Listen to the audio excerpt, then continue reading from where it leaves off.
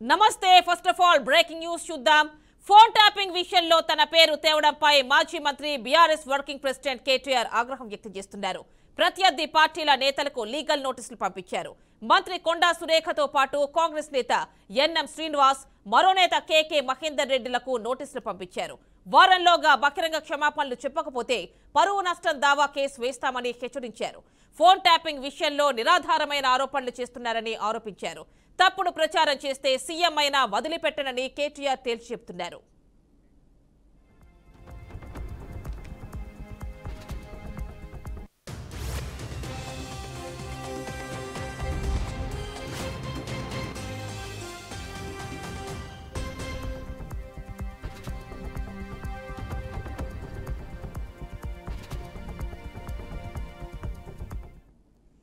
ఈ అంశానికి సంబంధించి ఫుల్ డీటెయిల్స్ మా కరెస్పాండెంట్ వాసు అందిస్తారు. వాసు, చెప్పండి, ఫోన్ ట్యాపింగ్ వ్యవహారంలో కేటీఆర్ తన పేరును తీసుకొస్తే ఎలాంటి ఉపేక్ష ఉండదు, లీగల్ గా నన్ను ఎదుర్కోవాల్సి వస్తుంది, లీగల్ నోటీసులు వస్తాయని మీకు వార్నింగ్ ఇస్తున్నారు. చెప్పండి డీటెయిల్స్.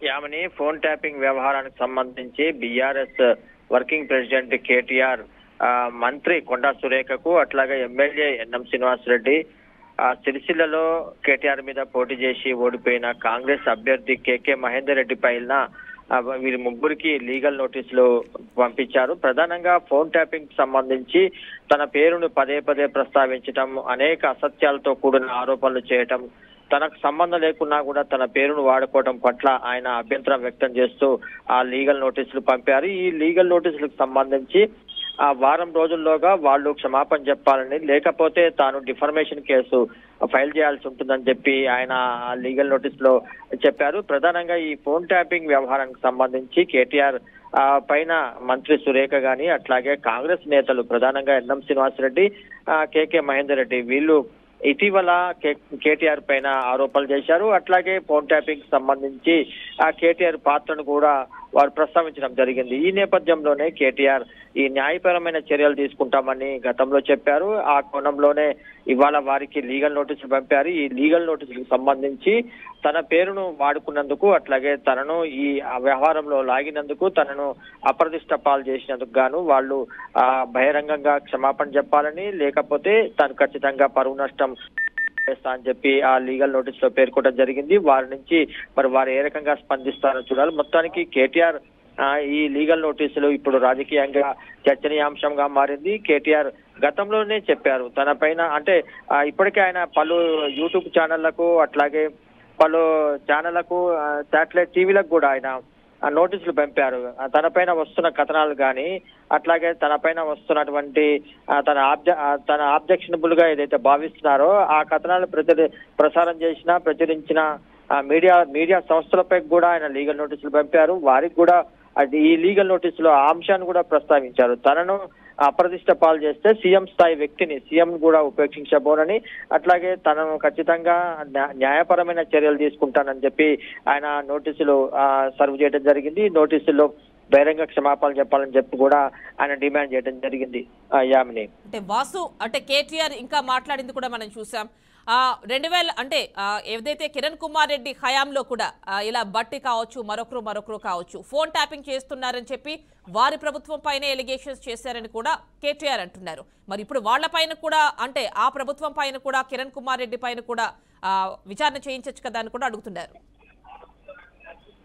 అదే ఫోన్ ట్యాపింగ్ సంబంధించి గతంలో అనేక మంది రాజకీయవేత్తలు అనేక రకాలుగా ఆరోపణలు చేస్తూ వచ్చారు.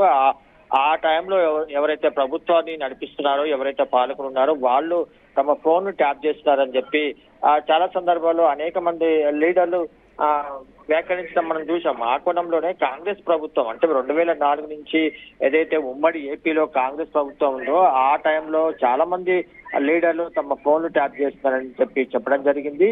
సాక్షాత్తు ఇప్పుడు ఉన్న బట్టి గాని, అట్లాగే కిరణ్ కుమార్ రెడ్డికి సంబంధించిన ప్రభుత్వాల సంబంధించి అప్పుడు పనిచేసిన వాళ్ళు కూడా చాలా మంది అప్పటి కాంగ్రెస్ ప్రభుత్వం పైన ఆరోపణలు చేశారు. వాటిపై కూడా మరి ఎంక్వైరీ చేస్తారా? ఇప్పుడు జరుగుతున్న ఫోన్ ట్యాపింగ్ తో పాటు గతంలో కూడా చాలా ఆరోపణలు చేశారు.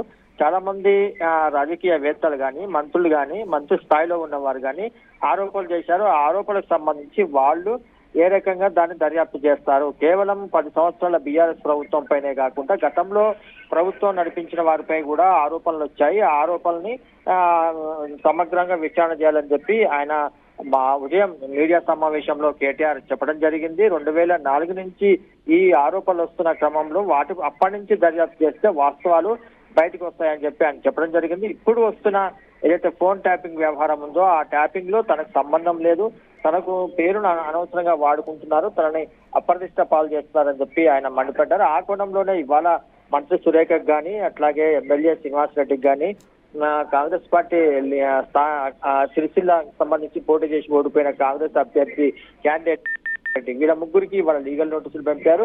వారం రోజుల్లోగా వాళ్ళు బహిరంగ క్షమాపణ చెప్పకపోతే ఖచ్చితంగా పరువు నష్టం దావా వేస్తారని చెప్పి ఆ నోటీసులో ఆయన స్పష్టం చేయడం జరిగింది. ఆమెని అంటే వాసు ఇక్కడ కొండా సురేఖ కావచ్చు, మహేందర్ రెడ్డి కావచ్చు, వీళ్ళందరూ కూడా నోటీసులు రిసీవ్ చేసుకున్నారా? మరి వాళ్ళ రియాక్షన్ ఏంటి? కేటీఆర్ నోటీసులు పంపినట్టుగా మీడియాకి సమాచారం అందించారు. వారికి నోటీసులు పంపినట్టుగానే చెప్పారు. వాళ్ళు తీసుకున్నారా లేరా అనేది మనకు సమాచారం క్లారిటీ లేదు. మొత్తానికైతే ఆయన వారికి నోటీసులు పంపిన విషయాన్ని మీడియా ద్వారా తెలియజేశారు. వారం రోజులు సమయం ఇస్తున్నట్టుగా చెప్పారు. ఈ వారం రోజుల్లో వాళ్ళు బహిరంగంగా ఏ రకంగా తన మీద ఆరోపణలు చేశారో, ఈ ఫోన్ ట్యాపింగ్ సంబంధించి తన మీద నిరాధారణమైన ఆరోపణలు చేస్తున్నారు, అసత్యాలు ప్రచారం చేస్తున్నారు, అసత్యాలతో కూడిన కామెంట్ చేస్తున్నారు కాబట్టి ఖచ్చితంగా దానికి వారు బహిరంగ క్షమాపణ చెప్పాలి. అట్లాగే నిరాధారణమైన ఆరోపణల్ని ప్రసారం చేస్తున్న ప్రసార సాధనాలు కానీ మీడియా కానీ ఎవరైనా కూడా తను ఉపేక్షించబోను. అవసరమైతే సీఎం స్థాయి వ్యక్తిని కూడా తన మీద అసత్యాలతో కూడిన ఏదైనా వ్యాఖ్యలు చేసినా కూడా తాను ఇట్లాంటి నోటీసులు పంపుతానని చెప్పి ఆయన స్పష్టం చేయడం జరిగింది. దానికి ఆ కోణంలోనే ఇప్పుడు ఈ ముగ్గురికి లీగల్ నోటీసులు పంపారు. వారం రోజులు టైం ఇచ్చారు. ఆ లోపు వాళ్ళు క్షమాపణ చెప్పకపోతే ఆయన డిఫర్మేషన్ కేసు చేస్తామని చెప్పి చెప్పడం జరిగింది. ఆమెని రైట్ వాసు, థ్యాంక్ యూ.